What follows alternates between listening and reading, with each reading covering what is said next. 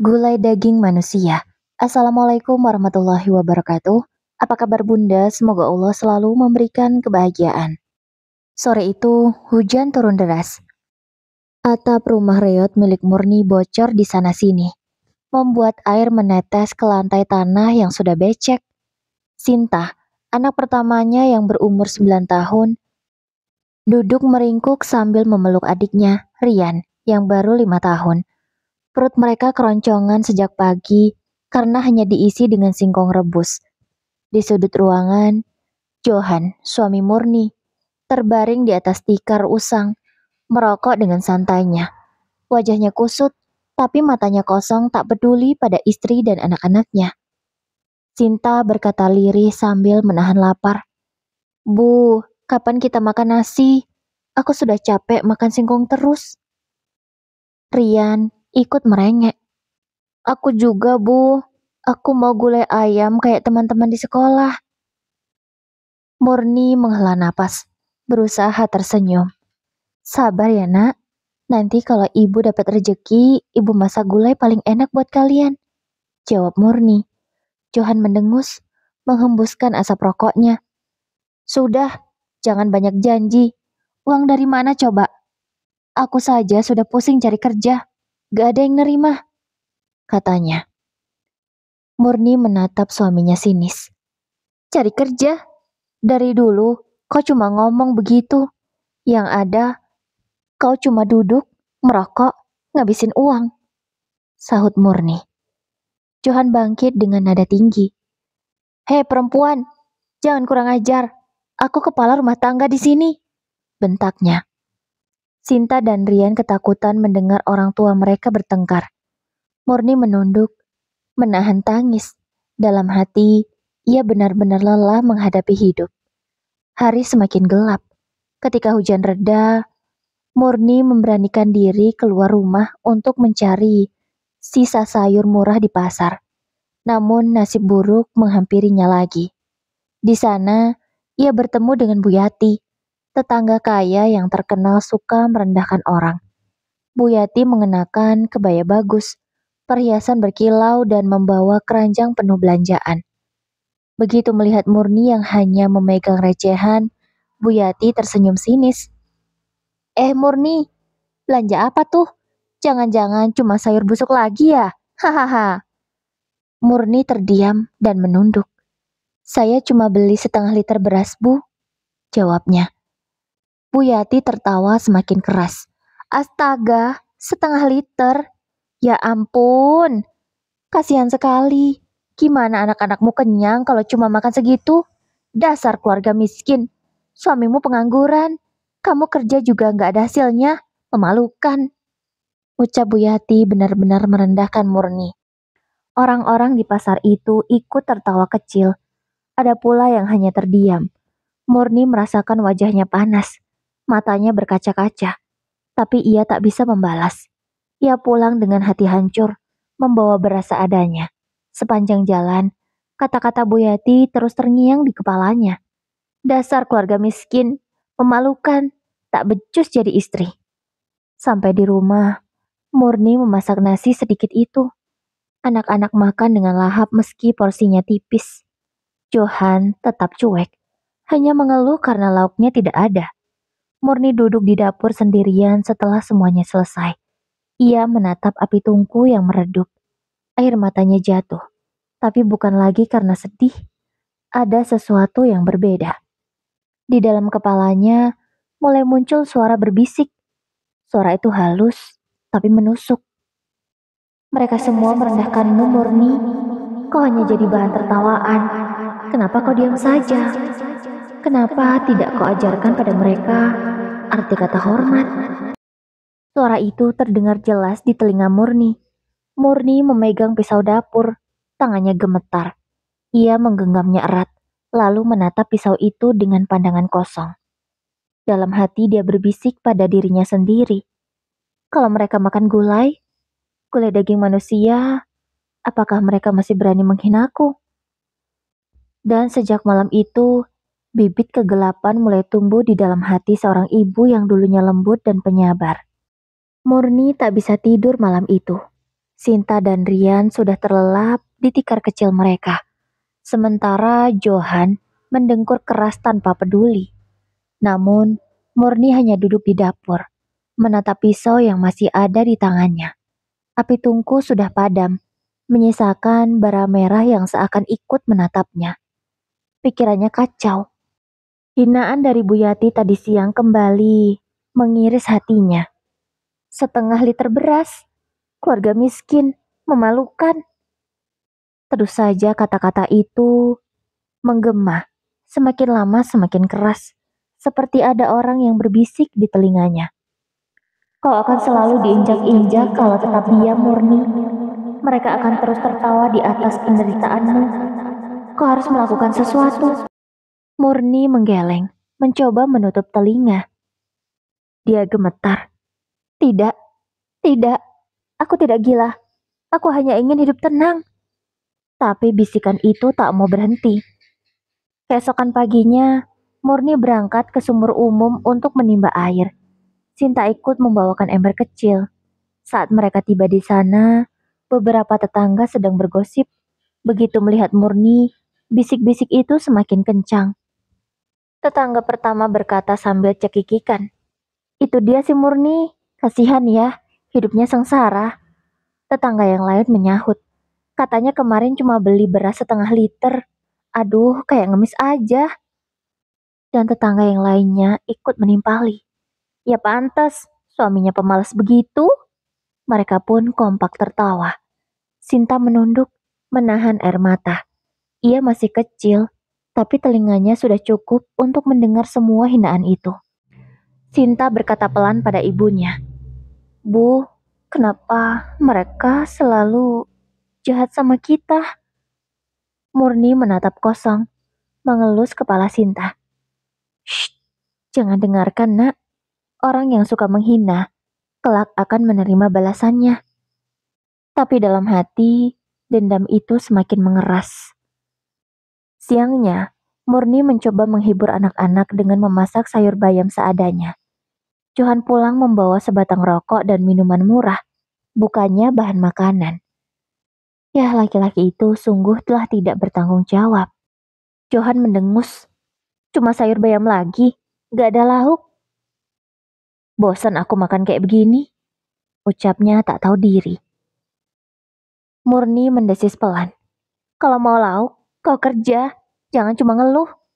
Johan yang kesal karena istrinya menjawab melempar gelas ke lantai. "Kau pikir gampang cari kerja? Perempuan gak tahu diri," bentak Johan. Pertengkaran pecah lagi. Sinta dan Rian hanya bisa menatap dengan wajah ketakutan. Murni menahan tangis, tapi di dalam kepalanya, suara itu kembali muncul. "Lihat, bahkan suamimu pun tak menghargaimu. Mereka semua sama, semua membuatmu hina. Kau harus hentikan ini. Kau harus buat mereka merasakan sakit yang sama." Murni mulai merasa suara itu bukan lagi hanya bisikan. Rasanya seperti ada sosok tak terlihat yang duduk di sampingnya, menyusup ke pikirannya. Malam itu, ketika semua sudah tidur, Murni kembali duduk di dapur. Ia menyalakan lampu minyak kecil, membuat bayangan hitam di dinding. Pisau dapur kembali digenggamnya, kali ini lebih erat. Murni berbicara pada bayangan di dinding. "Apa aku harus benar-benar melakukannya?"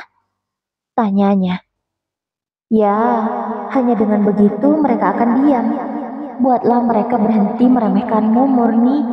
Hanya dengan darah, kau bisa tenang." Murni seakan sedang bicara dengan seseorang, namun tidak terlihat. Air mata jatuh di pipi Murni. Tapi bersamaan dengan itu, senyum tipis muncul di bibirnya. Senyum yang asing, senyum yang menakutkan. Dendam yang tadinya hanya luka hati, kini perlahan berubah menjadi penyakit jiwa. Luka itu membusuk, mencuri nuraninya. Dan tanpa sadar, Murni sudah mengambil keputusan yang akan mengubah hidupnya. Dan seluruh desa itu selamanya. Malam semakin turun dengan sunyi yang menakutkan. Angin berhembus kencang dari celah-celah papan rumah reot itu, membuat suara berderit seolah ada yang berjalan di luar. Sinta dan Rian sudah tertidur lelap. Tubuh kecil mereka menggigil karena hanya diselimuti kain tipis. Johan tidur telungkup di tikar, mendengkur dengan mulut terbuka. Bau alkohol murah masih tercium dari napasnya. Namun, Murni tak bisa tidur. Matanya lebar, menatap langit-langit rumah yang retak. Ada sesuatu yang terus mengganggunya. Sebuah suara yang semakin jelas dan juga semakin nyata. Murni, kau masih diam saja? Mereka sudah menertawakanmu, melucuti harga dirimu. Apa kau akan terus seperti ini? Murni memegang kepalanya. Dia gemetar. Siapa? Siapa yang bicara? Pergi, aku hanya ingin tenang. Ucap Murni. Suaranya keras. Namun, masih ditahan karena takut anak-anaknya akan terbangun. Aku adalah bagian dari dirimu, Murni. Aku adalah rasa sakitmu, air matamu, semua hinaan yang kau telan. Aku yang selama ini kau sembunyikan. Dan sekarang, aku ingin keluar. Suara itu segera menyahuti ucapan Murni. Dan bayangan api dari lampu minyak bergoyang di dinding. Murni menatapnya, dan matanya melebar. Ia melihat siluet menyerupai seorang perempuan dengan wajah samar, dan mulut yang menyeringai. Napasnya terengah. Tidak, aku bukan orang jahat. Aku ibu yang baik. Aku tidak bisa membunuh. Ucap Murni. Ibu yang baik? Apa kau ibu yang baik ketika anak-anakmu kelaparan setiap hari? Ketika tetangga menertawakanmu? Mereka butuh seorang ibu yang kuat, bukan ibu yang lemah. Suara itu menjawab lagi. Murni meneteskan air matanya. Tangannya meraih pisau dapur yang tergeletak di samping tungku. Kilau tajamnya memantulkan cahaya merah temaram. Saat ia menatap pisau itu, kepalanya dipenuhi kilasan aneh. Ia melihat Bu Yati sedang tertawa terbahak-bahak, menunjuk ke arahnya sambil berkata, "Miskin, hahaha, miskin." Suara tawa itu menggema. Semakin lama semakin nyaring hingga telinganya sakit. Lalu bayangan berganti. Bu Yati tersungkur di tanah. Darah mengalir. Tubuhnya diseret ke dapur. Dimasak dalam panci besar. Bau gulai harum memenuhi udara. Dan anak-anaknya makan dengan lahap. Murni tersentak. Menjatuhkan pisaunya. Lalu ia menangis histeris. Astaga, apa yang kupikirkan ini? Tidak, aku bukan pembunuh. Namun suara itu kembali. Bukan pembunuh, kau hanya ingin memberi pelajaran. Kau hanya ingin mereka diam. Kau hanya ingin anak-anakmu merasakan nikmatnya daging yang sesungguhnya. Bukankah itu wajar, Murni? Murni menutup telinganya. Tapi tiba-tiba terdengar suara ketukan di jendela. Tok, tok, tok. Murni menoleh. Jantungnya hampir pecah. Tak ada siapapun di luar. Hanya bayangan pohon pisang bergoyang ditiup angin. Sinta terbangun sebentar, mengucek mata. Dengan setengah sadar dia berkata, "Bu, kenapa ibu nangis? Mimpi buruk ya?" Tanyanya. Murni tersenyum kaku, menyembunyikan pisaunya. "Iya nak, mimpi buruk. Tidur lagi ya." Sinta kembali tidur, tapi dalam hati kecilnya ia merasa ibunya berubah. Pandangan mata ibunya tak lagi hangat seperti dulu. Ada sesuatu yang dingin dan asing di sana. Setelah anak-anak tidur kembali, Murni duduk memeluk lutut, menatap pisau di lantai. Bibirnya bergerak pelan, hampir seperti orang yang merapalkan doa, tapi kata-katanya berbeda. Murni berbisik pada dirinya sendiri. Kalau aku diam, mereka akan terus menginjakku. Kalau aku melawan, mungkin aku bisa tenang. Ya, hanya dengan darah semua bisa berhenti. Senyum itu muncul lagi di wajahnya. Senyum tipis yang mengerikan. Murni tahu, pikirannya tak sama lagi seperti dulu. Ada sesuatu dalam dirinya yang telah retak. Dan malam itu, di rumah reot yang sunyi, lahirlah sisi baru Murni. Seorang ibu miskin yang hatinya hancur, berubah menjadi jiwa yang haus dendam dan darah. Paginya, pasar desa ramai seperti biasa. Pedagang sayur, daging, dan bumbu berteriak menawarkan dagangannya. Bau ikan asin bercampur dengan aroma cabai dan daun jeruk segar memenuhi udara. Murni berjalan pelan, membawa keranjang rotan kosong. Di wajahnya tidak ada lagi kesedihan seperti biasanya. Hari ini ada sesuatu yang berbeda. Senyumnya tipis, tapi matanya tajam, seolah menyimpan rahasia besar. Sinta yang ikut menemaninya menggenggam tangan ibunya. Sinta berkata pelan, "Bu, kenapa senyum terus? Kita kan belum beli apa-apa," tanyanya polos.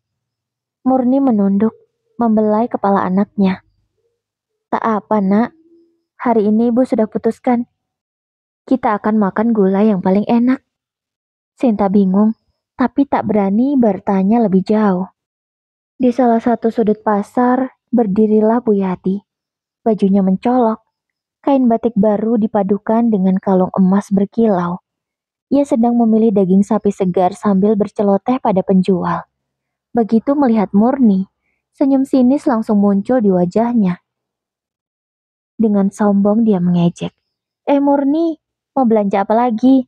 Jangan-jangan cuma sayur layu ya?" Lalu dia tertawa terbahak-bahak. Pedagang ikut tertawa. "Iya Bu, kalau cuma model receh paling beli cabai 3 biji," ejeknya. Orang-orang sekitar ikut menoleh. Beberapa menahan senyum, yang lain berpura-pura tidak peduli.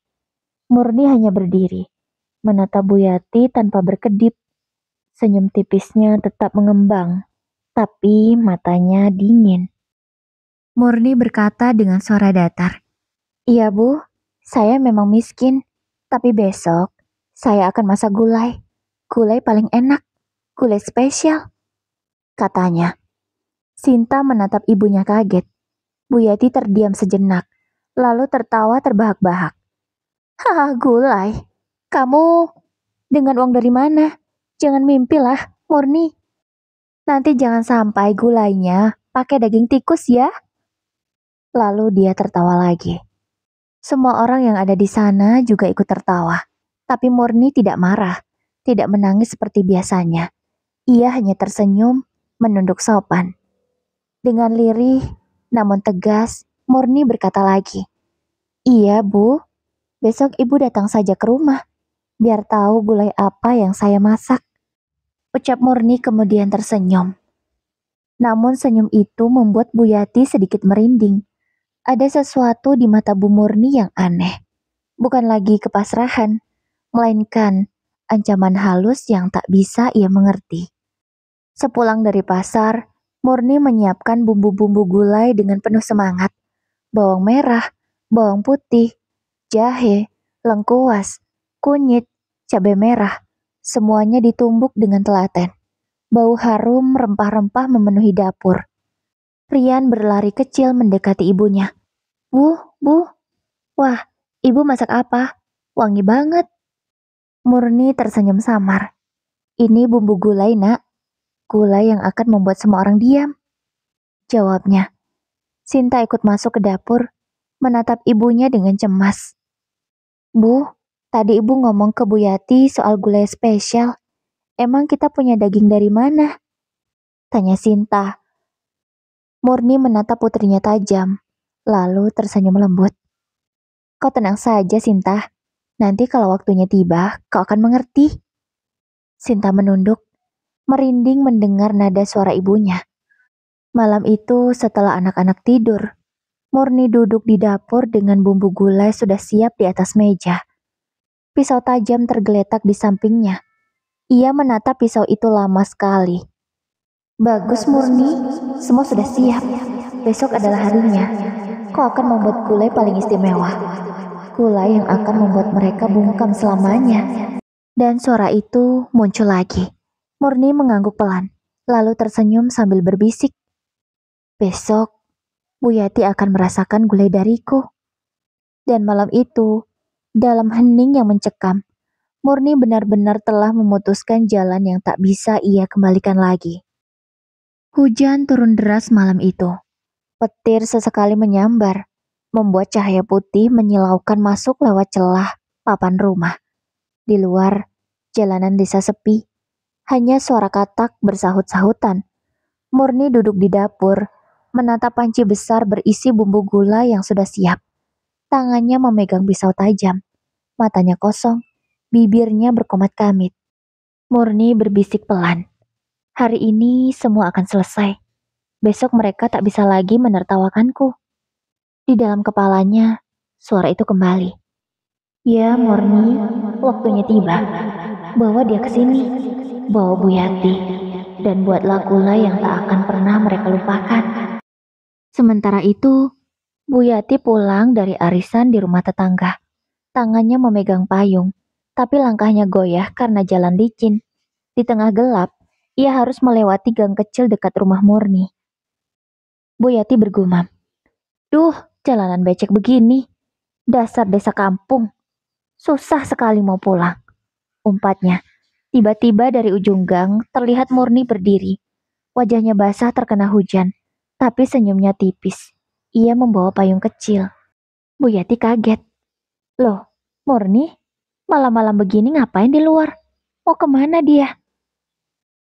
Dengan suara tenang, dia menjawab, "Saya menunggu ibu. Ayo mampir sebentar ke rumah. Saya mau kasih lihat sesuatu. Gula spesial," katanya. Bu Yati tertawa sinis. "Ha, kau ini, gulai? Malam begini pula. Sudahlah Murni, aku sudah kenyang di arisan," jawab Bu Yati. Murni menatap tajam, dengan senyum tak bergeser. "Tapi gulai ini hanya untuk ibu, tidak ada yang lain," katanya. Ada nada aneh di suara Murni, tapi Bu Yati terlalu sombong untuk merasa takut. Ia mengikuti Murni masuk ke gang rumahnya. Begitu masuk, suasana dapur Murni terasa mencekam. Api tungku sudah menyala. Panci besar mengepulkan uap. Aroma bumbu gulai menyengat, membuat perut siapapun yang mencium lapar seketika. Bu Yati mengipas wajah, sedikit tergoda. Baunya enak juga. Tak kusangka kau bisa masak begini," ucapnya. Murni tersenyum lebar. "Iya Bu, gulai ini memang berbeda. Gulai yang akan membuat semua orang diam." Bu Yati menoleh. Dahi berkerut. "Apa maksudmu?" Tapi belum sempat bertanya lebih lanjut, Murni sudah bergerak cepat. Pisau besar berkilat di tangannya dengan satu gerakan. Ia mendekap mulut Bu Yati dari belakang dan menempelkan pisau itu ke lehernya. Bu Yati terkejut, berusaha berteriak, namun terlambat. Murni berbisik dingin di telinganya. "Diamlah, Bu. Mulutmu sudah terlalu banyak bicara. Sekarang waktunya aku yang bicara dengan caraku," kata Murni. Bu Yati meronta, tapi tubuhnya kalah kuat. Pisau itu menggores lehernya. Darah segar memercik ke lantai tanah. Ceritanya tertahan, lalu meredup dalam sekejap. Tubuhnya jatuh tersungkur di dapur Murni. Murni berdiri terengah-engah. Darah mengalir deras, mengotori tangannya. Tapi bukannya panik, ia malah tersenyum. Senyum puas. Murni bernapas berat, lalu tertawa lirih. "Akhirnya, diam juga kau Bu Yati." Dengan tenang, ia menyeret tubuh itu ke dekat tungku. Pisau kembali diangkat. Ia mulai memotong bagian-bagian tubuh, mencuci potongan daging di ember, lalu memasukkannya ke dalam panci besar. Suara kuah meletup dari rebusan gulai bercampur dengan bau amis darah. Aroma rempah yang harum menutupi bau itu, menjadikannya gulai yang sempurna. Tak lama, Sinta terbangun karena mencium aroma gulai yang begitu kuat. Ia berlari kecil ke dapur. "Bu, wah, ibu benar-benar masak gulai. Baunya enak banget. Daging dari mana, Bu?" tanya Sinta. Murni menoleh dengan wajah tenang, lalu menutup panci. "Daging segar, Nak. Daging yang membuat semua orang berhenti menghina kita. Besok, kau dan Rian boleh makan sepuasnya," jawab Murni. Sinta tersenyum polos, tak menyadari apa yang sebenarnya sedang terjadi. Ia berlari kembali ke kamar, memanggil adiknya. Sementara itu, Murni berdiri di depan panci yang mengepul. Matanya berbinar aneh. Bibirnya bergetar sambil berbisik. "Besok, semua akan makan gulai dariku. Dan mereka tidak akan pernah berani meremehkanku lagi," ucapnya. Malam itu, darah pertama telah tertumpah. dan Murni resmi berubah menjadi ibu psikopat. Besoknya, pagi menyingsing dengan cahaya matahari yang pucat. Embun menempel di daun pisang, sementara ayam berkokok bersaut-sahutan. Desa masih tenang, seolah tak tahu tragedi mengerikan yang baru saja terjadi semalam. Di dapur rumah Murni, panci besar gulai masih mengepul. Aroma rempahnya memenuhi udara. Dari luar, bau itu membuat siapapun yang lewat pasti menelan ludah. Murni duduk di dekat tungku. Matanya sembab tapi bibirnya tersenyum. Tangannya berlumuran noda yang sudah kering. Namun ia tak peduli. Ia menatap gulai itu seperti menatap sebuah karya agung. Ia berbisik pelan pada dirinya sendiri. Inilah gulai yang akan membuat semua orang tunduk. Gulai daging manusia. Rian berlari ke dapur dengan wajah ceria. Matanya berbinar melihat panci besar itu. Bu, gulanya sudah jadi ya? Aku lapar sekali, kata Rian. Sinta ikut berlari, tersenyum polos. Baunya enak banget, Bu. Lebih enak dari gulai tetangga waktu lebaran. Murni menyendok gulai itu ke dalam mangkuk besar. Potongan daging berwarna kemerahan terlihat jelas. Berkuah kental, penuh santan dan bumbu. Murni tersenyum menyodorkan mangkuk itu. Makanlah nak, ini gulai spesial untuk kalian. Rian langsung menyuapnya dengan tangan gemetar karena tak sabar. Rian mengunyah cepat gulai itu. Wajahnya berseri. Wah, enak sekali bu. Dagingnya empuk banget. Sementara itu Sinta mengangguk sambil mengunyah. Iya bu, ini gulai paling enak yang pernah aku makan. Murni menatap mereka dengan tatapan aneh. Matanya berkaca-kaca tapi bibirnya melengkung membentuk senyum. Makanlah sepuasnya nak. Makanlah daging yang membuat kita tak lagi dihina. Kata Murni. Kata-kata itu membuat anak-anaknya bingung. Namun, karena masih menikmati daging yang super enak itu, keduanya tak menyadari. Tak lama, Johan bangun. Ia menguap lebar. Wajahnya masih kusut. Begitu mencium aroma gulai, ia kaget. Hah? Kok masak gulai? Dari mana kau dapat dagingnya, Murni? Jangan-jangan kau mencuri ya? Tuduh Johan.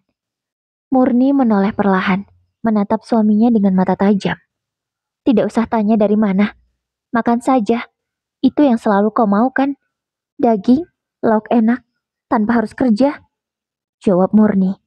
Johan terdiam sejenak, lalu duduk. Ia mulai makan. Suapan pertama membuat matanya berbinar.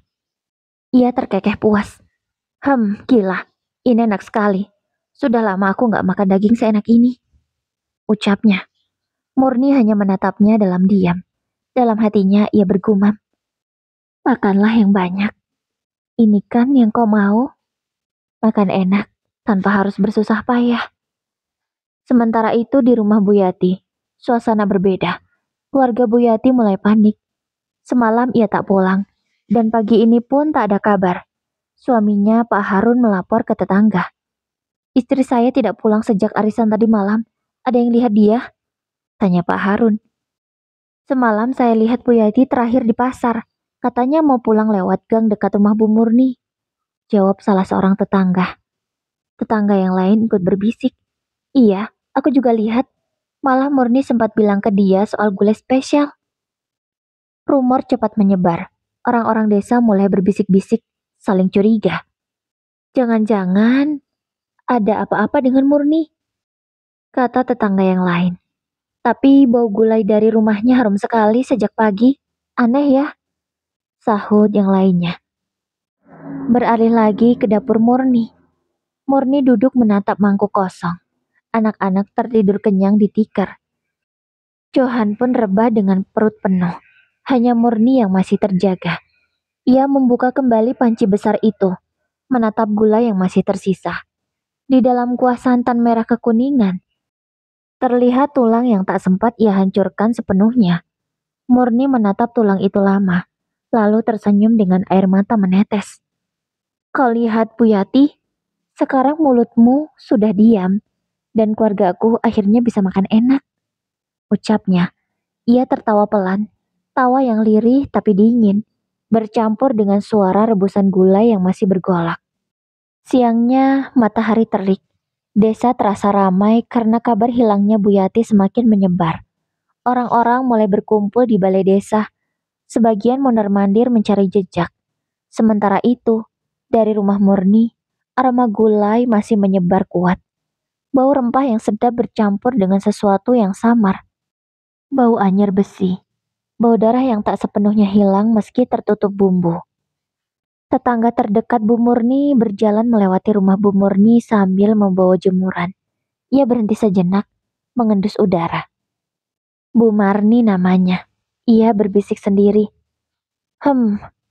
Gulai apa sih yang dimasak Murni? Wanginya sampai semerbak begini. Dari pagi belum habis juga. Tapi kok ada bau lain ya? Bau besi? Gumamnya. Ia mengintip dari celah dinding papan. Matanya membelalak melihat sesuatu di pojok dapur. Ember besar berisi air yang agak kemerahan, seperti bekas cucian daging. Di sampingnya ada potongan tulang yang bentuknya tidak biasa. Jantung Bu Marni berdetak cepat. Ia segera pergi, wajahnya pucat. Sorenya, di warung kopi, para tetangga bergosip. Kata Bu Marni, dia lihat ada tulang besar di rumah Bu Murni. Bukan kayak tulang sapi. Astagfirullah, jangan-jangan Murni ada hubungannya sama hilangnya Bu Yati. Aku juga dengar semalam Bu Yati terakhir kali terlihat masuk gang dekat rumah Bu Murni. Tetangga saling bersahutan bergosip. Suasana warung mendadak sunyi. Semua mulai merasa ada yang tidak beres. Malamnya, kepala desa bersama beberapa perangkat desa mendatangi rumah Murni. Mereka mengetuk pintu keras-keras. Pak Kepala Desa berkata, Murni, bukakan pintu, kami ingin bicara. Murni keluar dengan wajah tenang, bahkan tersenyum samar. Ada apa, Pak? Kenapa ramai-ramai datang malam-malam begini? Tanyanya. Kepala desa menjawab, kami sedang mencari Bu Yati. Katanya, terakhir kali terlihat dekat rumahmu. Kau lihat dia semalam? Murni menunduk sebentar, lalu menatap kepala desa dengan mata berkilat. Bu Yati memang sempat mampir, tapi dia pulang sendiri. Mungkin ke rumahnya. Saya tidak tahu lagi. Jawab Murni. Kepala desa mengangguk, tapi matanya menyapu ke arah dapur. Dari celah pintu, terlihat panci besar masih mengepul. Perangkat desa berbisik kepada Pak Kepala Desa. Pak, baunya memang enak, tapi kenapa saya merasa mual ya? Tapi karena tak ada sesuatu yang ditemukan, mereka pun pergi. Setelah rombongan pergi, Sinta mendekati ibunya. Wajahnya penuh ragu. Bu, tadi waktu Pak Lurah nanya, kenapa ibu bilang Bu Yati pulang? Bukannya semalam aku dengar suara jeritan di dapur? Tanya Sinta. Murni langsung menoleh dengan cepat. Tatapannya menusuk membuat Sinta bergidik. Murni mendekat pelan. Suaranya rendah. Sinta, ingat ini baik-baik. Apa yang terjadi di rumah ini jangan pernah keluar dari mulutmu. Kalau kau bicara, ibu bisa hilang. Kau mau kehilangan ibu? Tanyanya. Sinta menelan ludah, matanya berkaca-kaca. Ia mengangguk pelan, meski hatinya bergejolak. Malam semakin larut. Setelah semua tertidur, Murni duduk di dapur, menatap panci yang tinggal separuh. Ia membuka tutupnya. Kuah gulai masih kental, tapi di dalamnya terlihat jelas sepotong tangan yang belum hancur sempurna. Murni mengangkatnya dengan sendok besar. Menatap potongan itu lama sekali. Senyumnya melebar, tapi air matanya menetes deras. Murni berbisik pada tulang itu. Kau tak akan bisa menghina aku lagi, Bu Yati. Kau sudah jadi bagian dari keluargaku. Ucapnya. Namun dari luar, ada suara langkah kaki. Ada yang mengintip dari celah papan rumah. Dan malam itu, rahasia Murni mulai bocor. Keesokan paginya, suasana desa yang biasanya riuh mendadak terasa berat. Burung-burung tidak lagi ramai berkicau. Seakan ikut merasakan ada yang janggal. Di balai desa, warga sudah berkumpul. Wajah-wajah mereka tegang. Suara lirih saling berbisik terdengar di setiap sudut. Aku lihat dengan mata kepala sendiri. Di panci Murni ada sesuatu. Bukan daging sapi, bukan kambing. Itu tangan manusia. Ucap salah satu tetangga. Tetangga yang lain menyahuti. Astagfirullah, kau yakin? Aku tahu bentuk tangan manusia. Aku hampir pingsan melihatnya. Jawab tetangga itu. Kabar menyebar cepat. Orang-orang mulai gemetar. Ada yang menutup mulut dengan syal. Ada yang langsung menangis. Kepala desa yang mendengar laporan itu langsung menggelar pertemuan darurat. Ini sudah serius. Kita tidak boleh menuduh sembarangan. Tapi kalau benar, itu berarti kita semua dalam bahaya. Ucap Pak Kepala Desa. Perangkat desa menanggapi. Pak, warga sudah resah. Mereka takut anak-anaknya makan makanan dari rumah Bu Murni. Kita harus periksa. Warga mulai berteriak. Ada yang memukul meja. Ada yang meminta polisi segera dipanggil dari kota. Sementara itu di rumah Murni, suasana berbeda. Johan duduk kekenyangan. Sementara Sinta dan Rian bermain tanpa rasa bersalah. Mereka benar-benar tidak tahu apa yang sudah mereka makan. Murni sendiri sibuk membersihkan sisa tulang dan darah. Tapi ia tahu, bau itu tak bisa hilang sepenuhnya. Lalat-lalat mulai berdatangan di sekitar dapur. Murni berbicara sendiri sambil menyikat lantai. Mereka tak boleh tahu. Ini rahasia keluarga. Gulai ini bukti kalau aku bisa membuat mereka semua bungkam. Namun, suara-suara di luar rumah semakin ramai. Warga berkerumun. Beberapa mengetuk pagar bambu keras-keras. Murni, keluar kau. Kami mau periksa dapurmu, teriak warga. Yang lainnya ikut menambahi. Betul, jangan-jangan Bu Yati ada di situ. Sinta mendekat ke ibunya dengan wajah pucat. Bu, kenapa semua orang marah-marah di luar? Mereka sebut nama Bu Yati. Rian ikut panik. Iya Bu, kenapa sih? Apa benar, gulai ini bukan dari sapi? Tanyanya. Murni menoleh.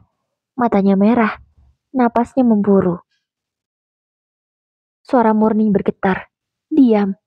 Jangan pernah bilang begitu lagi. Apapun yang terjadi, kita harus bertahan. Ingat, ini demi keluarga kita. Ucapnya. Sinta menunduk, tapi air matanya menetes. Rian memeluk kakaknya ketakutan. Keluarga akhirnya nekat. Mereka mendobrak pintu bambu dan masuk ke dapur.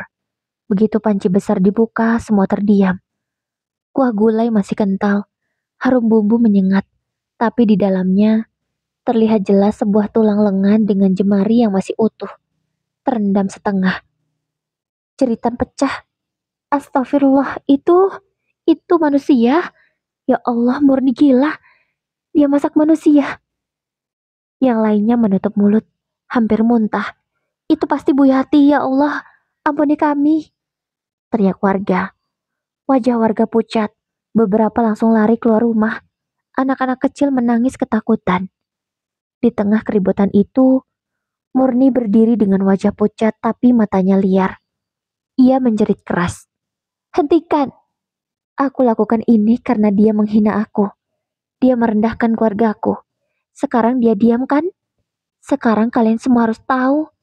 Jangan pernah remehkan aku lagi. Ucap Murni dengan tegas. Tangannya gemetar. Rambutnya berantakan. Matanya seperti orang kesurupan. Warga hanya bisa terpaku. Sebagian ketakutan, sebagian menangis. Dan sejak hari itu, desa kecil itu benar-benar gemetar karena seorang ibu miskin telah berubah menjadi psikopat. Malam turun dengan cepat. Desa yang biasanya sunyi kini riuh penuh teriakan. Lampu-lampu minyak dinyalakan di depan rumah warga, menerangi jalan setapak. Puluhan orang berkumpul sambil membawa bambu, kayu bahkan parang. Rumah Murni kini dikepung dari segala sisi. Suara tangisan anak-anaknya terdengar dari dalam, bercampur dengan teriakan warga yang marah. Tangkap dia! Dia sudah membunuh Bu Yati. Jangan biarkan dia kabur. Panggil polisi dari kota. Ini sudah keterlaluan. Kata warga bersahut-sahutan. Di dalam rumah, Murni berdiri di depan pintu dapur dengan mata liar. Tangannya masih memegang pisau besar berlumuran darah yang tak sempat ia cuci. Nafasnya terengah-engah, wajahnya penuh keringat.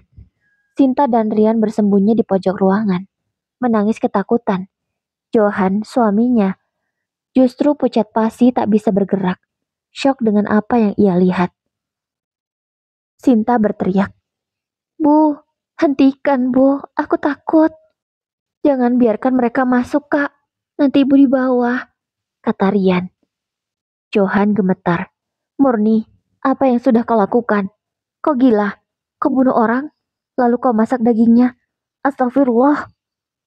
Murni menoleh dengan tatapan menusuk. Ia berteriak histeris. Diam, Johan. Kau yang selalu gagal jadi kepala keluarga. Kau yang buat aku ditertawakan.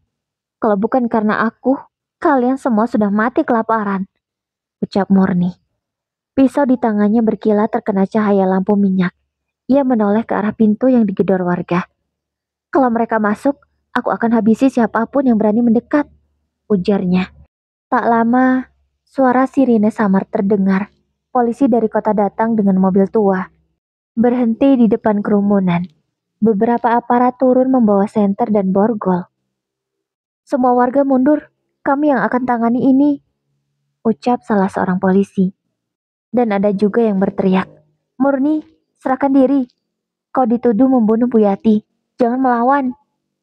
Tapi Murni malah tertawa histeris. Hahaha, kalian terlambat. Aku sudah buat gulai paling enak. Semua sudah makan dan tak ada yang bisa menghapus itu, ucapnya.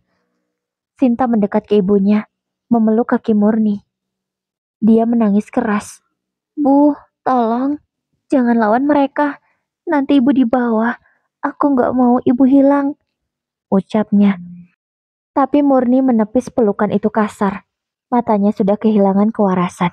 Lepas, kalian tidak tahu. Ibu lakukan ini semua demi kalian. Supaya kalian bisa makan enak.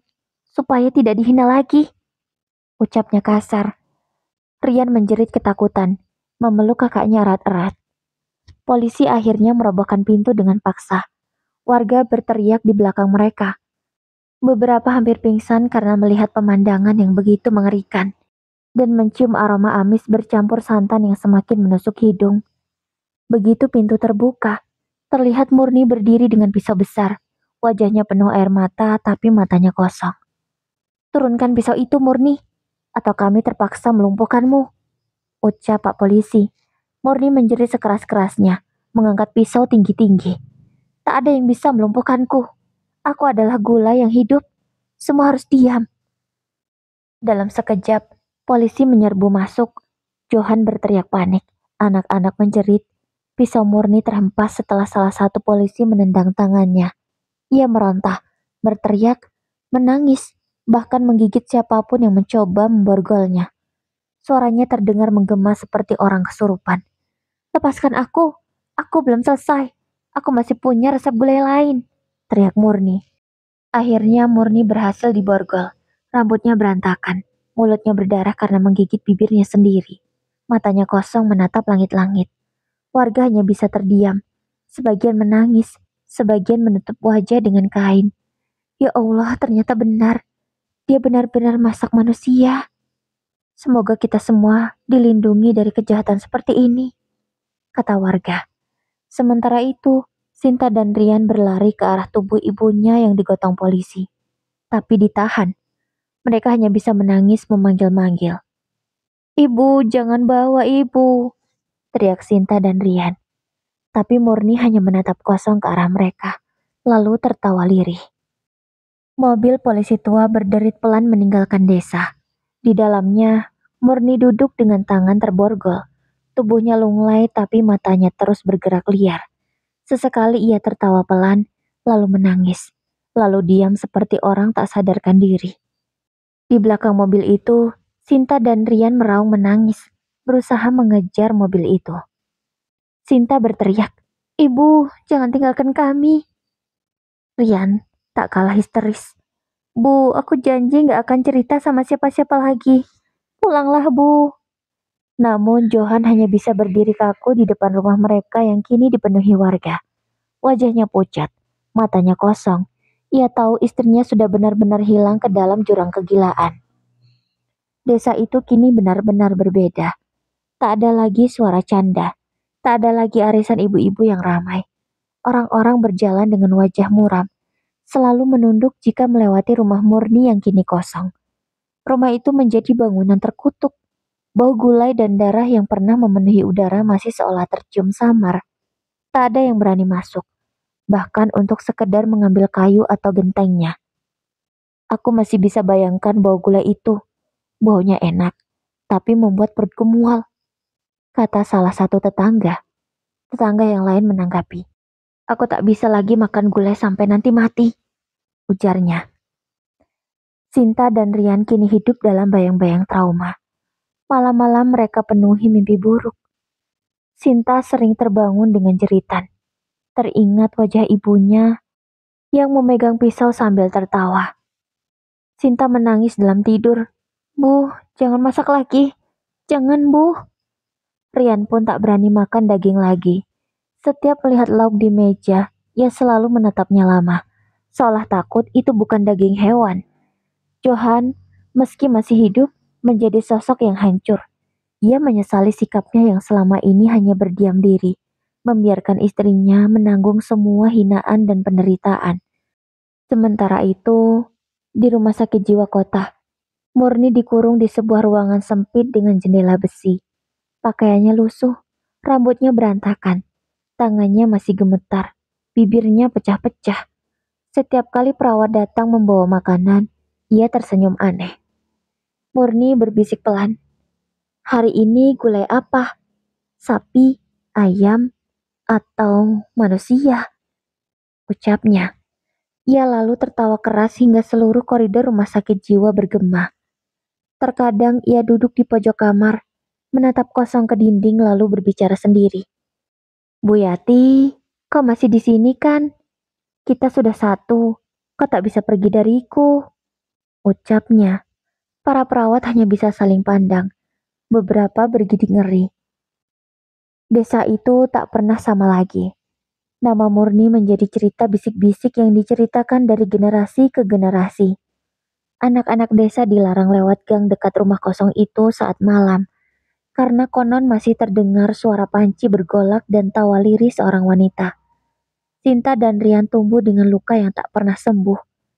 Mereka mencintai ibu mereka, tapi bayangan gulai terlarang itu menghantui setiap langkah. Dan Murni, ia tetap hidup, tapi jiwanya sudah mati. Di rumah sakit jiwa itu, ia tak lagi dikenal sebagai seorang ibu miskin yang sabar, melainkan sang psikopat gulai manusia. Dan sejak kejadian itu, gulai menjadi menu yang diharamkan di desa itu. Karena setiap warga yang melihat gulai langsung membayangkan kejadian yang begitu kelam. Tak ada lagi yang sanggup memakannya. Melihatnya pun sudah membuat mual dan merinding. Oke Bunda, demikian kisah yang cukup menggelitik dan mengerikan. Semoga bisa diambil hikmahnya, jaga lisan. Jangan sampai menyakiti orang lain kalau tidak ingin bernasib sama seperti Bu Yati. Wassalamualaikum warahmatullahi wabarakatuh.